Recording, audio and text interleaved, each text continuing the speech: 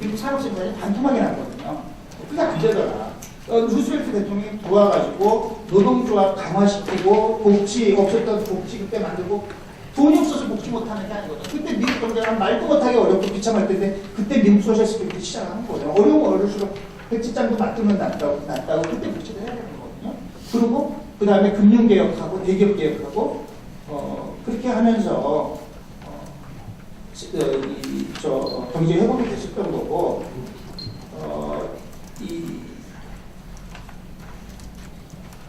우리 안 됐지만은 우리 참여정부 때 국민들한테 참 잘했다는 박수를 못 받아가지고 지금 정권 놓치고 이러고 있는 거 아닙니까? 그때도 초기에 카드칠 위기 때문에 이제 경제 어려워지니까 갑자기 2만 달러 경제 성장 한다고 그러고 규제 완화하고 법인세 인하하고 이런 쪽으로 갔거든요. 한미 FTA로 가고 그 후과에 대한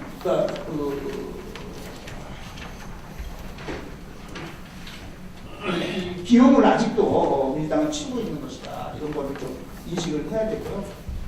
그래서 박근혜 대통령이 이런 걸좀 깨닫고 공약을 좀 잘 지켜줬으면 좋겠다. 그래서 우리는 같이 경제민주화를 외칠 수밖에 없다. 여기까지 말씀드리겠습니다. 고맙습니다.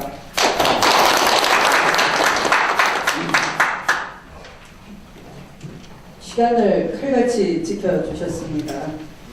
들어보시니까 어때요? 그 경제 민주화는 역시 그 설명하시는 분의 논의가 쉬워야 되거든요. 그러니까 경제 민주화는 경제학의 민주화부터 해야 되는데 그 부분을 아주 잘 모범적으로 보여주셨어요. 어려운 용어가 없으셨죠? 아마 그 중간에 소개한 피케티라는 분의 그 자본론은 유종일 박사님께서 날방을 새가면서 영문이 나오자마자 번역을 해서 우리한테 선물로 주시지 않을까 기대가 큽니다. 그러실 거죠? 네. 프랑스어는 전공을 안 하시는 걸로 알고 있어요. 제가 굉장히 공감하는데요. 여러분이 CNN 방송을 보면 중간에 광고가 나오는데 Location is everything이라고 돼 있어요. 그러니까 위치가 모든 것이다. 위치가 모든 걸 결정한다. 이제 그게 부동산 광고인데 미국 대통령 취임식 할 때 대통령과 지근거리에 있는 사람이 나중에 국무부 장관도 하고 중요 포스트를 차지합니다. 그러니까 대통령 취임식에 잘 보시면 대통령과 거리가 얼마나 가까운가가 권력 지도를 나타내는 거거든요. 그 순간에 그 정권에. 그러니까 박근혜 정부의 그 대통령과의 이 지정학 로케이션은 대부분 대기업이 차지하고 있어서 지금 유종일 박사님께서 말씀하신 대기업의 권력으로부터 대통령이 벗어나지 못해서 경제 민주화에 대한 대선 공약이 흔들리고 확신이 없지 않나 이렇게 생각이 듭니다. 그래서 느낌이 그렇죠.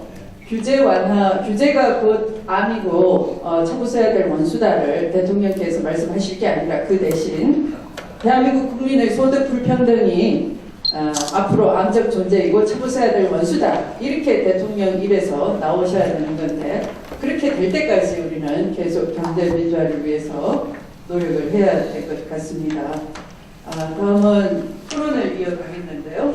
먼저 여러분이 보시기에는 저의 오른쪽이 되겠고 저 기준으로는 여러분이 보실 때는 왼쪽 제가 기준으로 볼 때는 저의 오른쪽에 계시는 김호균 연지대 경영정보학과 교수님께서 먼저 발제문에 대한 토론 말씀을 해주시겠습니다. 부탁드립니다.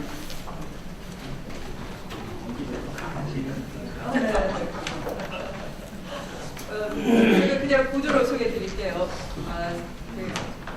산업자원부 장관님이시고 우리 윤산직 장관님이신데요. 우리 장관님은 중소기업에 대해서 굉장히 관심이 많으시고 중소기업에 관심이 많다는 걸 경제 민주화를 찬성하신다 하는 말씀을 하셨습니다. 이게 경제 학생화와 민주화 같이 소신을 가지고 있습니다. 이렇게 또 이렇게 도움 또 설명을 하시고 저희도 결과에 대해서 이렇게 자신감 저희 솔직히 감사하겠습니다. 축하드립니다. 이런 좋은 자리에 또 만나셔가지고.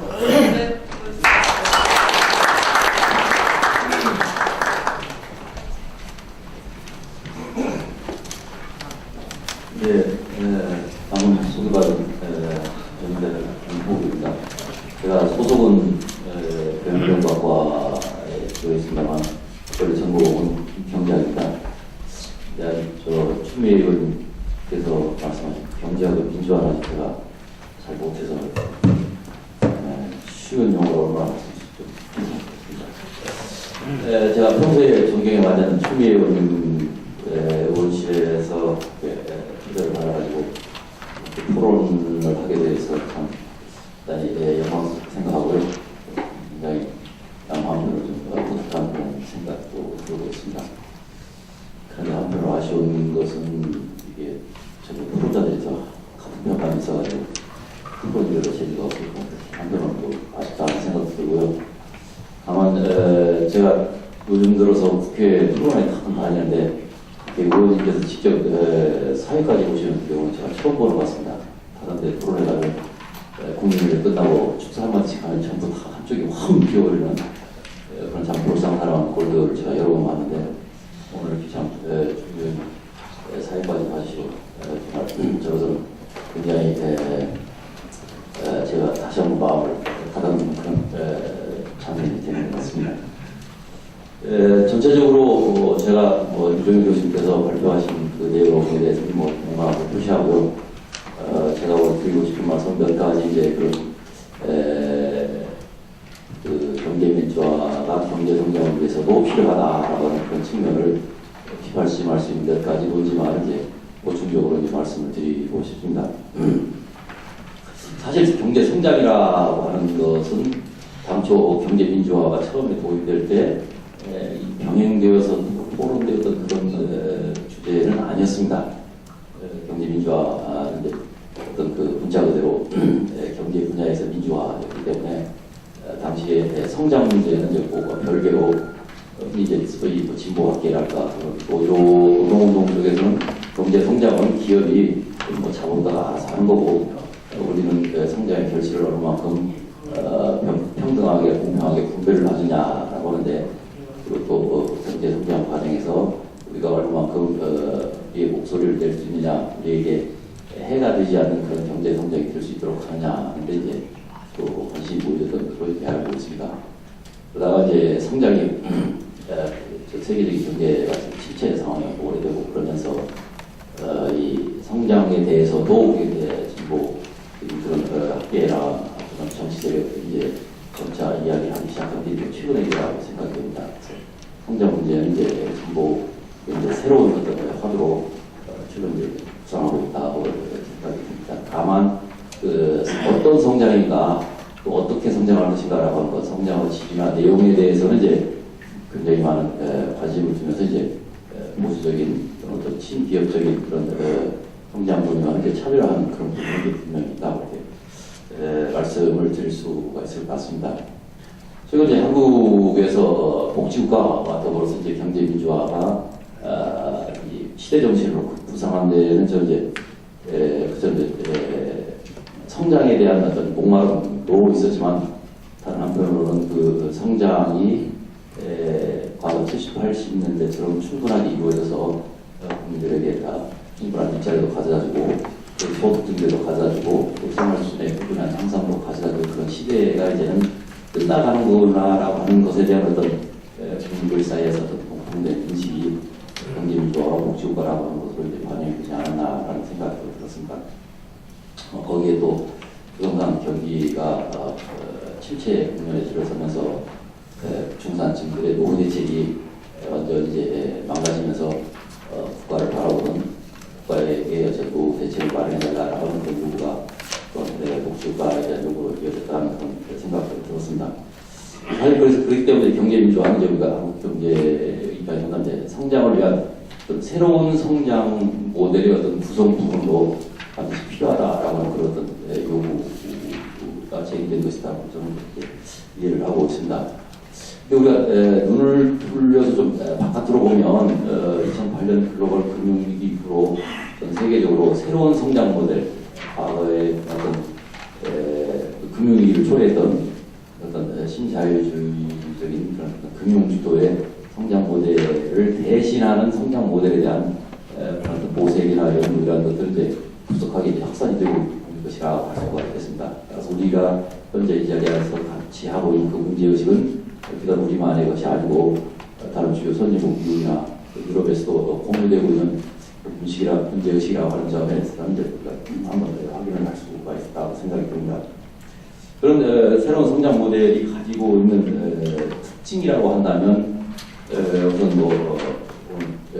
긍정적으로 이야기되는 불평등화, 그리고 고용의 증대, 그다음 이제 생태학적 지속 가능성 이 세 가지 정도로 이야기될 수가 있을 것 같습니다. 그런데 이런 새로운 성장 모델, 신자유주의 모델에 대한 그 대안의 모색이 2009년, 10년에 시작된 그 재정위기, 유로존위기라고 하는 국가와 실패 모습들이 드러나면서 이제 찬물이 끼얹어지는 그런 상황도 연출되었다는 생각이 듭니다. 그래서 신자유주의가 몰락했다라고 하는 그런 진단이 나오자마자 또 이런 어떤 재정위기 또는 유로위기로 인해 가지고 다시 신자유주의가 소생하는 그런 양상을 보여드리고 최근 이제 현실이라고 저는 이렇게 생각이 들고 있습니다. 그래서 그렇지만 또 다른 한편으로 이제 우리가 이 대한 모델에 대한 모습을 계속 보고 있는데요. 그런 것들이 이제 뭐 사회적 성장이, 포용적 성장이, 또는 뭐 소득주도 성장, 임금주도 성장이라고 하는 이 정도 이것이 있다라는 점을 말씀을 드리고 있습니다. 사실 뭐 오늘 저희 박근혜 대통령을 여러 번 언급이 되었는데 저희 그 박근혜 대통령께서도 오늘 다보스 포럼에 가셔가지고 지속 가능한 포용적 성장이라고 하는 것을 말씀을 하셨습니다.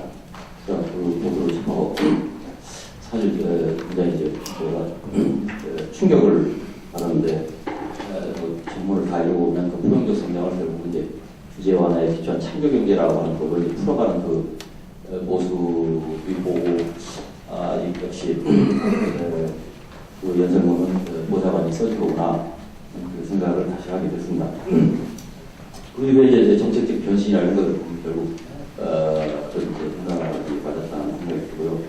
그래서 경제혁신 3대는 계획이라고 하는 것도 결국 내수 수출을 이루는 경제가 참 중요한 구성 요소를 이루고 있는데 거기에서 그 내수 증진의 핵심이라고 할 수 있는 뭐 소득 증대 또는 임금 상승이라고 하는 그 알맹이가 빠져 있다라고 하는 점에 이제 그 3개년 계획이 참 내실이 없는가라고 하는 걸 좀 단적으로 보여준다라고 이렇게 말씀드릴 수가 있습니다.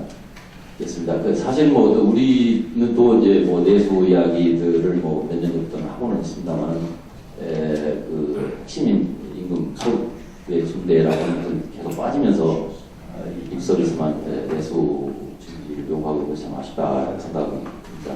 우리는 점점 제자리 걸음을 하고 있는데 중국과 일본은 벌써 이제 그런 내수 쪽으로 수출에서 물론 수출을 포기한 것은 아닙니다만 이제 수출 중심에서 이제 내수 쪽으로 방향을 선회한 그런 정책적인 노력을 2013년 작년 현재 하고 있는 그런 모습들을 확인을 할 수가 있겠습니다. 그리고 경제개혁 3개년 계획의 또 한 중요한 요소가 이제 투자 활성화인데 그 투자 활성화를 전적으로 규제 완화를 통한 재벌들의 투자 특집이라고 하는데 보여지고 있는데 그 부분에서 이제 제가 유도인 교수님하고 약간의 의견이 차이가 있을지 모르겠습니다만 투자보다 내수 소비가 우선돼야 된다라고 점에 차이가 있을지는 모르겠습니다만 투자도 마찬가지로 굉장히 중요한 비중을 차지를 해야 된다고 생각을 하고요.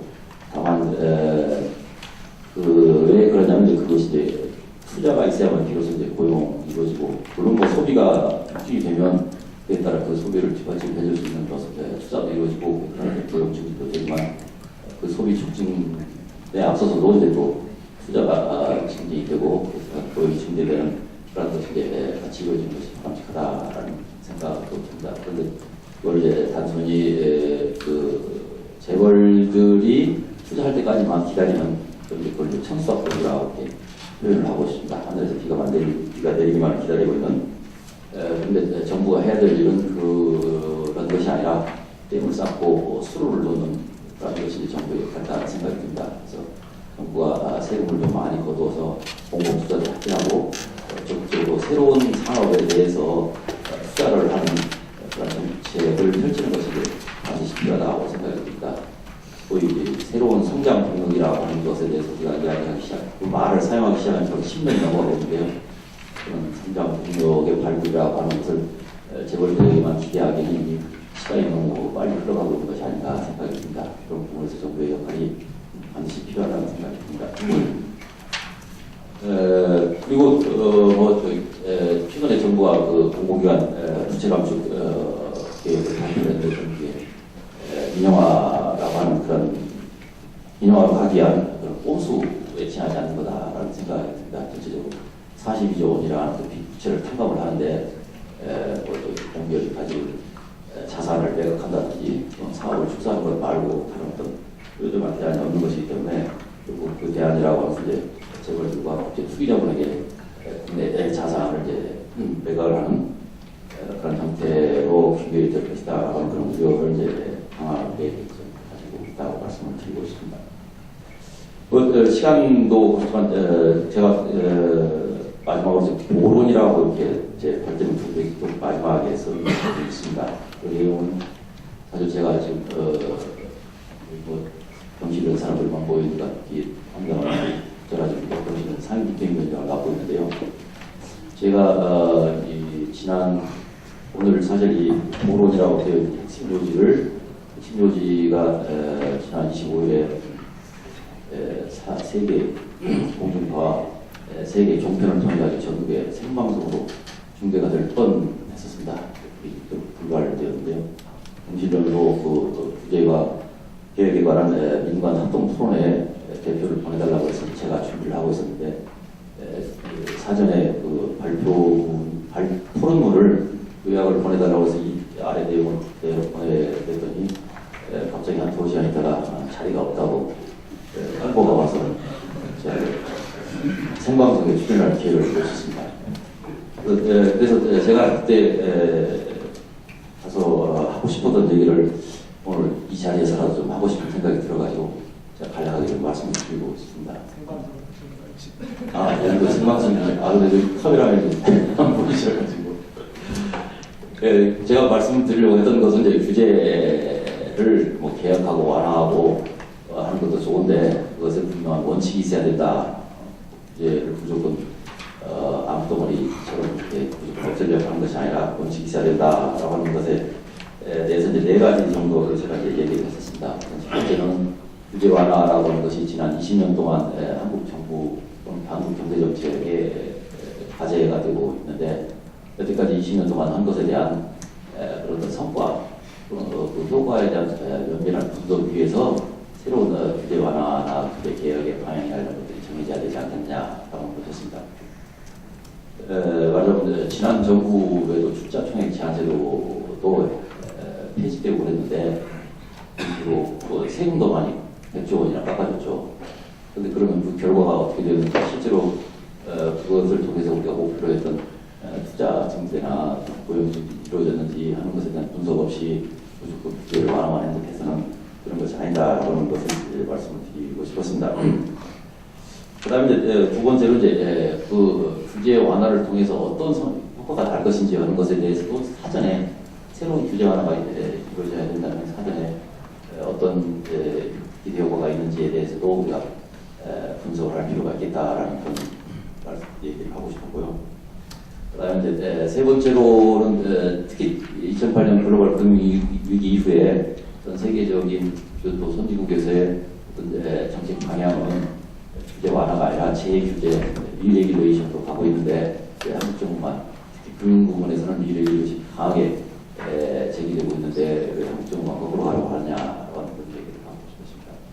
그리고 마지막으로 이제 국민의 생명과 건강과 재산 그리고 환경을 보호하는 규제는 절대 완화해서는 안 된다. 또 강화돼야 된다라고 하는 4가지를 얘기를 하고 싶습니다. 그게 오히려 말하자면 그 길이 이제 경제 민주화 길이고 또 한국 경제가 살아남는 길이다라고 그런 얘기를 하고 싶습니다. 그다음에 제 그런 말씀 감사합니다.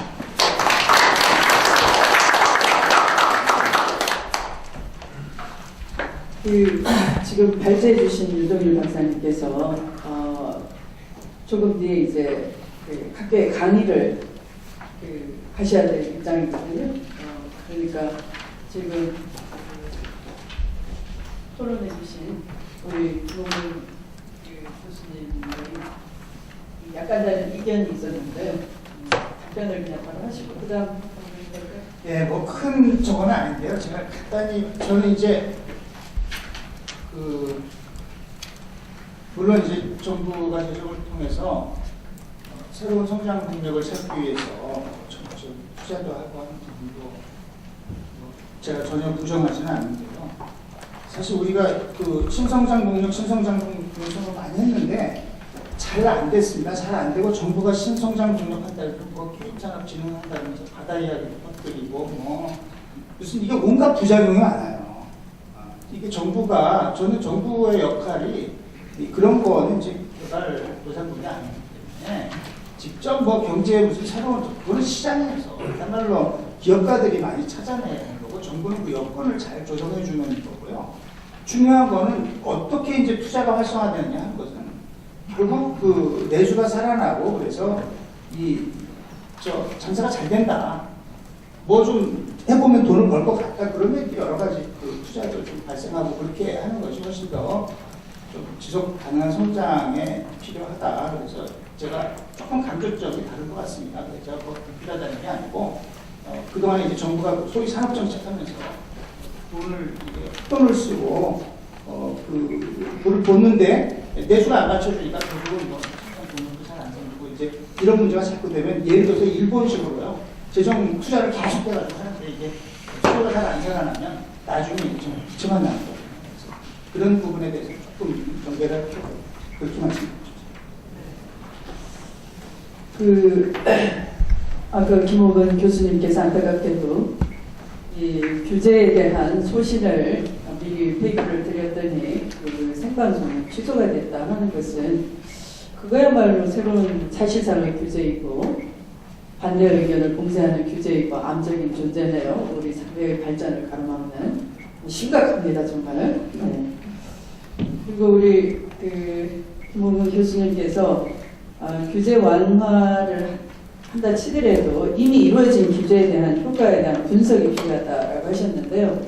저의 경제민주화 기본법에 어떤 정부 정책을 시행하고자 할 때는 그 효과를 장단기에 걸쳐서 분석하고 그것이 경제민주화에 긍정적인 효과를 미쳤는지 부정적인 효과를 미쳤는지 이런 정책에 대한 검토가 종합적으로 필요하다라는 것을 제가 그 법안에 표현한 바 있습니다. 그래서 나중에 좀 구체적인 그런 세부적인 측면에 들어갈 때 많은 도움을 주실 수 있을 것 같습니다.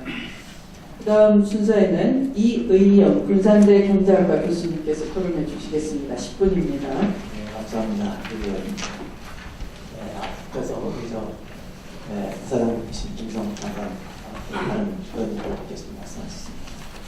이 경제민주화 이슈가 바로 얼마 전까지 국민 모두의 전반적인 이데올리 스펙트럼이나 또 정치적 입장을 달리하는 보수 진보적 방문하고 사회적 합의가 이루어졌다고 판단될 만큼 공감대가 형성된 어젠다가 어느덧 왜 다시 이라는 말이 나올 정도로 경제민주화 이슈가 좀 다소 소멸해 있는 상황에서 주민 의원님께서 귀한 자료를 만들어 주신 것에 감사하는 말씀입니다. 그런데 오늘 우선 우리 발표해 주신 이정일 교수님의 발표 내용에 대해서 전반적으로 동의한다는 말씀입니다. 그리고 또 발표자와 김홍근 교수님 토론자의 말씀을 듣다 갑자기 오늘 토론 주제가 경제민주화의 성장 담론인지 약간 헷갈리는 것 같습니다. 제가 오늘 사전에 경제민주화 이슈로 알고 그리고 발표자의 발표문을 받아보고 와서 드리고 싶은 말씀을 자료를 해서 보내드렸습니다. 발표 자료 집에 23페이지, 34페이지, 자그마치 12페이지나 되네요. 아마 이걸 천천히 읽기만 해도 한 20-30분 걸리지 않을까 그 생각합니다. 그래도 이제 제가 그 발표와 앞부분의 토론을 들으면서 생각나는 들으면서 느낀 점들을 주어진 시간 동안 말씀드리는 것을 제 토론을 대신하겠습니다. 발표문은 여러분이 읽어보시면 충분히 이해할 만한 내용들이라서 각자 참고해 주시고 토론은 현장에서 이루어지는 내용 중심으로 말씀드리겠습니다. 네, 이정희 교수님께서 발표하는 모두에 경제민주화를 잘하면 경제성장을 잘할 수 있다 이렇게 말씀하셨습니다. 잘할 수 있는지는 모르겠지만 경제민주화를 잘하면 경제성장을 아주 잘할 수 있는지는 모르겠지만 경제민주화를 잘하면 경제성장이 되어집니다. 그것은 절적으로 뭐냐. 그리고 또 이제 말씀하는 내용 중에 소득 재분배가 성장의 동의입니다. 그 다음에 내수 및 소비 증진이 성장에 중요하다. 이 세 가지 기조로 말씀을 하셨던 것 같아요. 내용에 원하는 내용이 담겨있지만 그 세 가지 기조를 제가 다른 용어로 정리를 하자 치면 이제 뭐 경제학적인 용어를 쓰지 말자고 했는데 다소 경제학적인 용어를 써서 말씀을 드리면 그 세 가지 경제성장에 필요한 보정적 현 단계 한국 경제 현실에 필요한 보정적 수단으로서 세 가지를 말씀해 주신 것을 다른 말로 표현하면 시장 개혁과 내포적 성장이다 이렇게 정리할 수 있습니다. 한국 경제는 지난 60년 동안 현 대통령이 아버지 대통령이 이제 군사 쿠데타를 통해서 정권을 장악하고 정치적 정권의 정당성이 매우 취약한 상황에서 그 이전 정부에서 추구해왔던 여러 가지 경제개발 3개년 계획들을 어떻게 채택할 것인가 하면서 대단한 논쟁들이 있었습니다. 내포적 성장과 외형적 성장이라고 하는 축이 있었고 그런 속에서 박정희 정권은 외형적 성장을 채택을 합니다. 그래서 여러분이 잘 아시는 것처럼 또 우리 헌법에도 명시되어 있는 것처럼 경제정책의 목표라고 하는 건 단순히 경제성장만은 아닌데 당시에 경제성장 제일주의, 경제성장을 거의 유일한 경제정책의 목표로 채택을 하고 그리고 그에 따라서 경제성장을 이루기 위한 전략으로 4대 전략을 채택을 합니다. 그 첫 번째가 수출주도 성장이고 정부주도 성장이고 대기업 중심의 성장이고 불균형 성장 전략. 모든 정책은 모든 제도는 모든 정책은 제가 이제 가끔 쓰는 용어인데 정책의 유효성의 한시성 이런 말을 제가 가끔 씁니다. 모든 경제정책은 그 당시 경제현상에 부합하는 경제정책을 하더라도 그 당시에 논란이 있었지만 있다 하더라도 일정한 시간이 지나면 경제정책 효과가 나타나고 경제 상황이 변하게 되고 변화된 경제 상황 속에 부합하는 경제정책은 새로운 정책이 되어야 한다. 그래서 경제정책의 유효성은 한시성을 가질 수밖에 없다는 거예요. 그런데 그 당시에 채택한 4가지 성장 전략이 지금 60년이 지난 이 시점에 50년이 지난 이 시점에 50년이죠. 50년이 넘게 지난 이 시점도 여전히 이 정부도 이 전략으로 가고 있다는 거예요. 그런 면에서 지금 말씀하신 의정일 교수님의 발제 내용이나 또 우리 김호균 교수님의 토론 내용이 보정적으로 필수적으로 필요하다는 거예요. 그러나 여전히 우리 경제는 이미 수출이면 수출, 정부 역할이면 정부 역할, 대기업이면 대기업의 역할이 또 불균형이면 불균형의 수준이 이미 고착화되어 있고 그 비중이 워낙 막대하기 때문에 아까 이제 우리 김홍 교수 말씀하신 것처럼 그 부분의 재조정이 필요한 재설계가 필요한 것이고 그것을 우리 아마도 유정일 교수님도 전적으로 전제하고 그것은 이미 가고 있는 조정은 필요하나 비중이 막대해서 부족한 부분을 강조하신 그런 측면이라고 저는 이해를 했습니다. 모든 개혁과 이 제도의 변화는 이해관계 조정을 수반하게 됩니다. 그 이해관계 조정에 있어서 조정은 되어지는 이해관계 조정이라는 건 그 제도 변화나 계획을 통해서 이해관계가 이익이 증진하는 집단이 있고 손해가 발생하는 집단이 있게 만듭니다. 그런데 지난 대선에 여러 가지 대선 후보 또는 여야를 막론하고 합의되었던 몇 가지 당시의 주요 화두들 또는 어젠다들 또는 담론들이 있었습니다. 그 중에 대표적인 게 경제민주화 복지죠. 복지는 물론 재정이라고 하는 제약 조건이 필연적으로 따르지만 그럼에도 불구하고 상대적 이해관계는 있을지 모르지만 절대적 관점에서는 이해관계의 조정을 별로 요구하지 않습니다.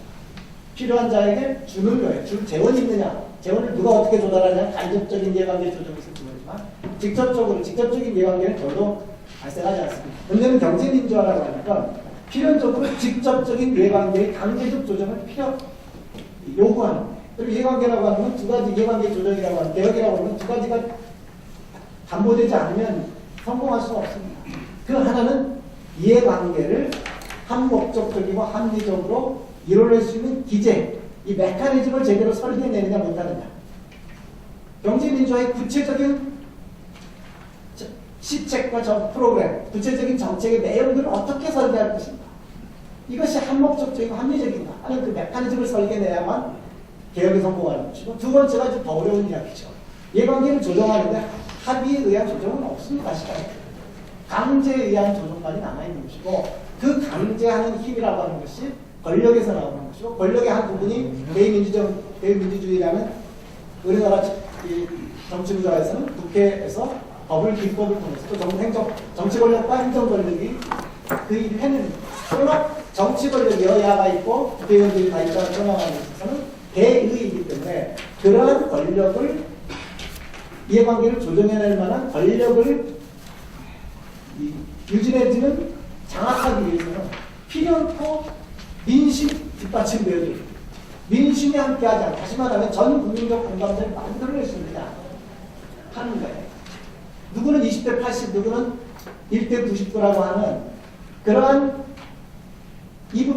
그러한 이해관계의 그 대립구도에서 다수를 점하고 있음에도 불구하고 그 다수의 민심을 설득하고 동원하지 못하는 이 부분을 나는 지난 대선의 실패나 또는 정치권에서 논의하는 개혁에 대해서 상당히 안타까운 그런 생각입니다. 그래서 이 경제민주화도 제가 경제민주화는 무엇이라고 하는, 뭘 말하는, 당신들이 경제민주화는 뭐라고 말하는 거야? 어쩌고저쩌고 몇줄 써는 거예요. 왜 다시 경제민주화가 하면 좋은 학교를 던져주시고, 사실은 같은 말을 같은 용어를 쓰면서 다른 내용을 담으니까 알았어요. 아니, 그런데 더더군다나 용어도 예를 들면 이 경제민주화를 이야기할 때 우리가 쉽게 87년 정치민주화를 생각하게 됩니다. 그 당시에는 정치민주화가 뭡니까? 정치민주화도 대단히 복잡하다는 내용을 담게 말했네. 그런데 어젠가는 하나뿐이었습니다. 당시 60 민주항쟁 또는 넥타이 부대의 동원 이루어졌던 당시 상황은 딱 하나뿐이었습니다. 뭐였습니까? 다 여러분 현장에 계십니다. 공원 철폐, 직선 제출일 뿐이었습니다. 여러분 생각하십시오. 민주공화국에서 민주정치를 한다 그러면서 대통령 직접 선거하는 게 그 대단한 민주화입니까? 그런데 그 하나만으로 전 국민의 공감대를 형성했고 그게 넥타이 부대들이 뛰쳐나와서 민주화를 이뤄냈으면 그것으로 끝났느냐? 그렇지 않습니다. 그 민심이 지지해주는 방향성 때문에 그 이후에 직선제가 헌법이 개정돼서 직선제가 도입됐다고 해서 끝나는 것이 아니라 그때가 시작이었습니다. 그때부터 정치민주화라는 각양의 내용들이 담보제도로 들어왔고 그것이 경제민주화로 연장이 되었고 그러다가 정치민주화는 없어졌습니다. 여러분 87년도에 아까 이야기 김성훈 장관님 말씀하신 대로 김한국께서 이름을 가지고 얼굴을 가지고 설자리가 아닌 곳에 서셨다가 어떤 말씀 이런저런 말씀을 주셨습니다. 개인의 것 아닙니다. 이게 무슨 개인의 것입니까? 실무자지.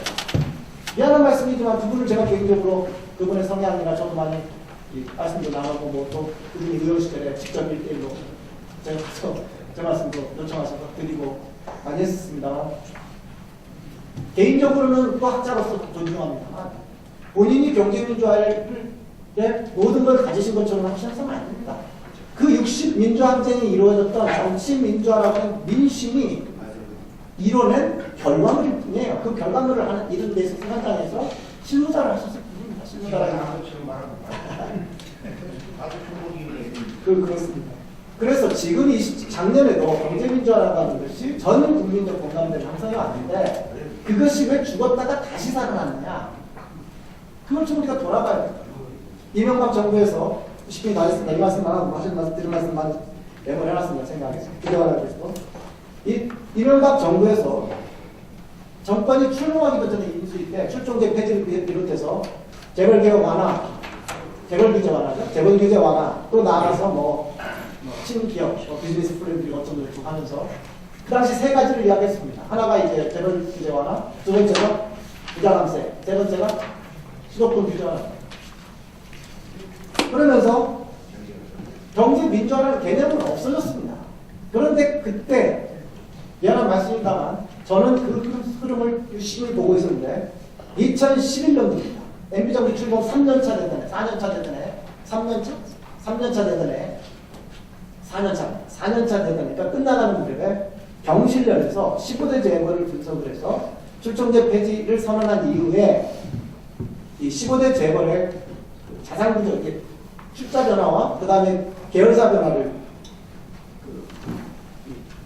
실증 분석을 해서 발표를 했습니다. 그것이 상당히 반향이 커서 여러분 머릿속에 내가 지금 말씀드린 다 떠오릅니다. 그 3년 동안 15대 재벌이 사흘에 하나꼴로 계열사가 늘어났다는 겁니다. 이에 대해서 국민적인 공분이 형성되었으나 그것이 동력의 완성은 아니었습니다. 그 이후에 지금부터 4년 전은 아니죠. 박원순 시장 대표 한 100년 됐습니다.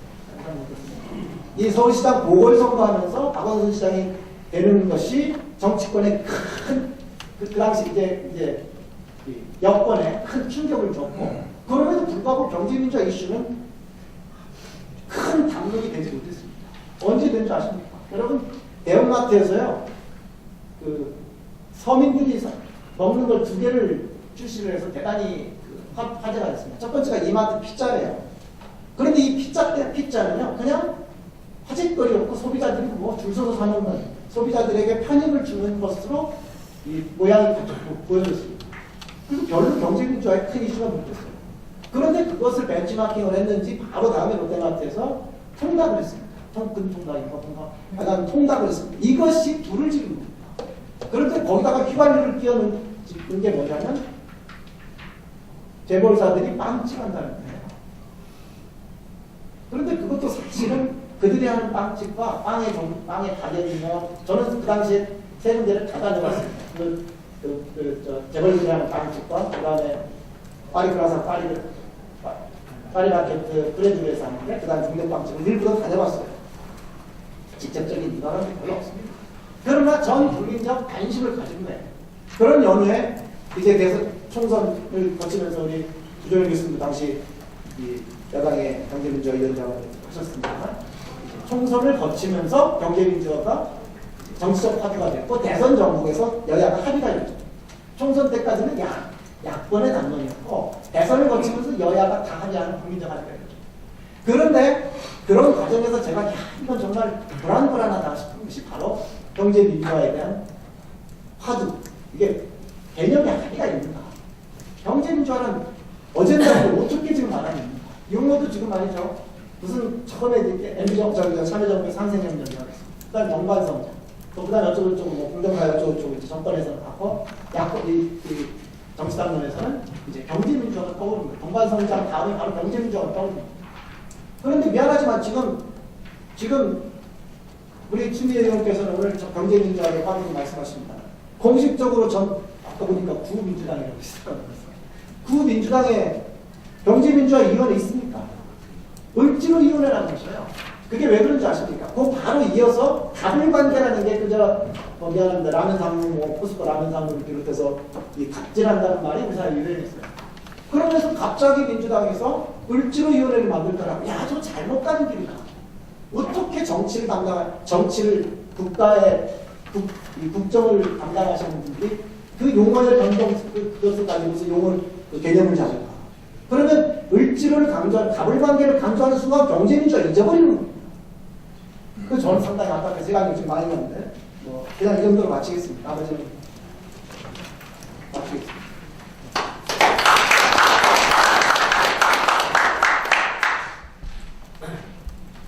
굉장히 중요한 말씀 해주셨는데요. 경제민주화가 마치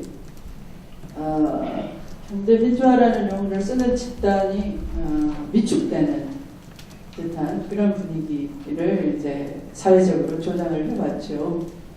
그래서 사실은 우리가 먹고 사는 문제에 이 경제 민주화가 직결이 돼 있는 것이고, 그게 이제 민생 하나하나가 경제 주체가 돼서 잘 먹고 잘 사는 자기 문제를 영위할 때 이제 이 국민 경제 단위가 커지는 것이고, 그게 이제 그런 저력들이 경제 성장의 이 걸음이 된다 하는 그런 그 차원에서 이제 그 성장도 여기에 결국은 관련이 있다라고 조목조목 해외 사례를 들어서 우리 발제자께서 해주셨는데요. 네. 그러니까 성장을 방해하는 쪽으로 마치 경제 민주화를 이념 논쟁을 붙여가지고 경제 성장의 발목을 잡는 세력이고, 또 새로운 규제를 양산하려고 한다. 경제 민주화라는 포장지를 가지고 이렇게 이제 대통령이 자꾸 그런 주입식 언어를 쓰는 거죠. 이제 거기에 대해서 강력한 뭐라고 하나요? 강력한 제어가 필요하다, 이 시점에서. 그래서 이제 이 제목도 왜 다시 경제 민주화인가 이렇게 됐고요. 보다 더 이 경제 민주화에 대한 헌법 정신, 헌법 119조 2항에 적힌 헌법 정신에 있어서 우리가 개념의 어떤 일체성, 당위성 이런 것들이 좀 더 부족하지 않았나 하는 것은 굉장히 그 성찰할 점이다, 이렇게 지금 깨닫게 됩니다. 감사합니다. 발제자님 대신에 제가 말씀을 드려드렸어요. 괜찮습니까? 새정치 하는 다 합쳐졌다는데 이슈가 굉장히 들어가 있습니까? 안 들어갔습니까? 찾아보겠습니다. 아니 그러니까 박근혜 정부에만 경제 민주화가 실현된 것이 아니라 야당에도 실종되어 있는 거 아니냐. 원래부터 의지도 없던 사람들이 이 기술을 한번 해봤다가 알려준 거 아니냐. 그 다음은 우리 김승일 국장님께서 토론을 이어가도록 하겠습니다. 고맙습니다. 이런 좋은 세미나에서 좋은 갖게 돼서 진심으로 기쁘고, 저 중소기업 연구원의 팀인데요. 중소기업 연구원에서 뭐 경제 민주화나 이런 것이 이렇게 그 연구에 크게 활성화되거나 그렇지 않습니다. 제가 이제 동반성장이나 상생 연구를 연구원에서 쭉 해왔는데요. 2001년에 그 신문사에서 동반성장 관련해가지고 중소기업 중앙회하고 같이 이렇게 해서 그 지면을 구성하자, 뭐 그런 프로젝트가 있었어요. 근데 마지막에 저보고 글을 하나 써달라고 해서 그 동반성장 좋은데 그것만 가지고 부족한 것 같다. 공정 경쟁 생태계가 필요하고 그것을 어기는 기업주 재벌 청소를 하더라도 법대로 처벌해라. 그러면 효과가 상당히 클 것이다. 글을 하나 썼는데 한 일주일 뒤에 전화를 받았어요. 당신이 쓴 칼럼대로 연구를 좀 해달라. 그 연구를 해달라고 하는 분들이 어떤 분들이냐면 재산으로 치면 대한민국의 0.000% 상위에 속한 수천억을 가진 재산가, 현재도 그 중견기업 연간 매출한 3천억 이상 하는 기업의 회장님과 그다음에 한때 그 국채은행장의 행장이었던 그 70대, 80을 바라본 연세의 그런 분들인데 그 2001년 당시에 봤을 때 한국의 시장연계 자본주의가 위태롭다라고 판단하신 것 같아요. 그러니까 이대로 가면 자기들 자식들에 가서는 한국의 자본주의 중심의 경제체제가 무너질 수도 있다. 그런 위기의식을 가졌고, 그런데 왼놈이 하나 신문에 글을 썼는데 꽤 그 나름대로 용기를 가지고 쓴 것 같다. 그래서 그대로 연구를 해달라. 이런 계기가 돼서 저도 이제 공정경쟁 생태계, 그 뒤에는 경제민주화라는 제목으로 연구를 조금 해오고 있고요. 그분들하고도 관계를 맺고 있어서 오늘 또 이렇게 여기서 뵙게 되고 말씀을 드린 것 같습니다. 앞에서 발제자나 토론자 또 의원님이나 이사장님 여러분들이 말씀해 주신 것에 전적으로 공감을 줍니다. 그러면서 저는 특히 그 재벌을 어떻게 규제할 것이냐, 그 다음에 고용을 어떻게 확대할 것이냐의 어떤 실무적인 대안 중심으로 설명을 드리겠습니다.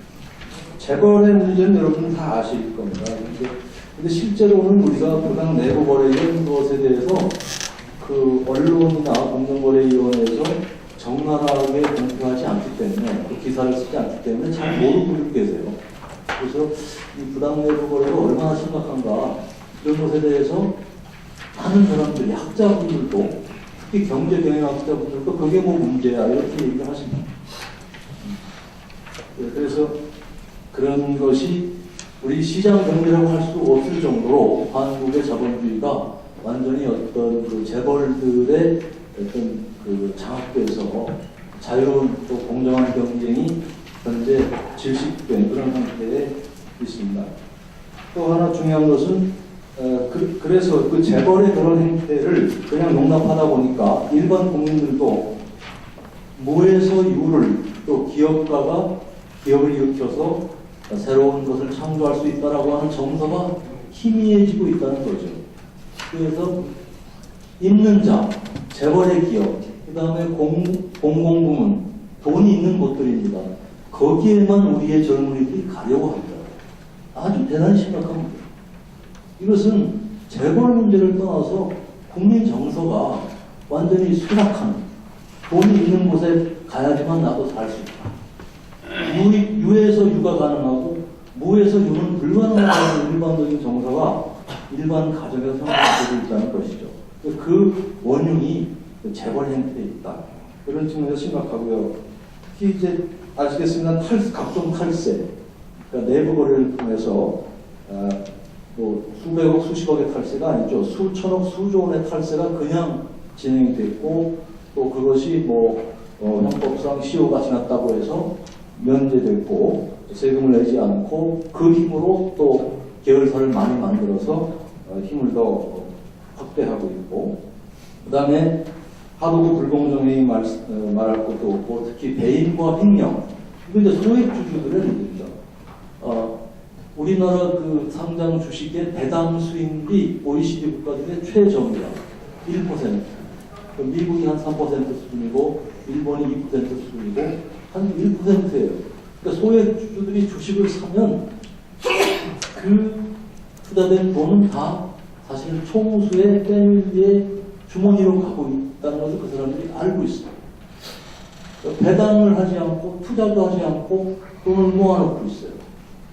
그러면서 뭐 툭하면 투자를 못하겠다.